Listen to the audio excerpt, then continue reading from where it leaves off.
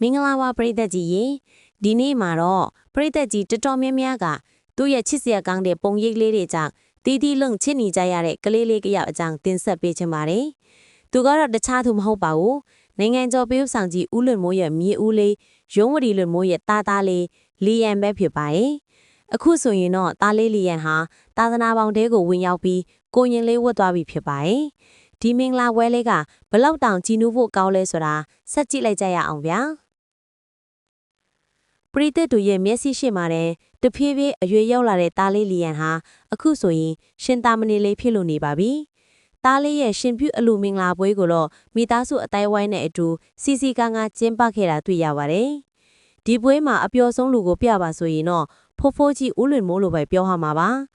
မြေဦးလေးလီယန်မမွေးခင်ကတည်းကမြေချစ်ကြီးထစ်လာမဲ့သူလို့အားလုံးကထင်ကြေးပေးခဲ့ကြသလိုတကယ်လဲလီယန်လေးလမ်းဆလျှောက်ချိန်စကားဆပြောချိန်ကဆလို့ဖိုးဖိုးလွင်မိုးဟာမြေလီအနားမှာအမြဲရှိနေခဲ့တာပါ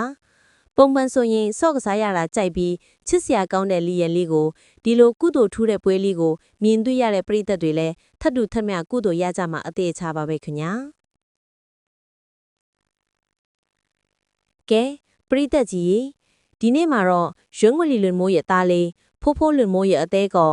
လီယန်လေးရဲ့ရှင်ပြုမင်္ဂလာသတင်းကောင်းလေးကိုမျှဝေပေးခဲ့တာပါပရိသတ်ကြီးအနေနဲ့လဲကိုရင်လေးလီယန်အတွက်စုတောင်းစတားလေးတွေကိုကောမန့်မှာရေးပေးခဲ့ကြပါအောင်နော်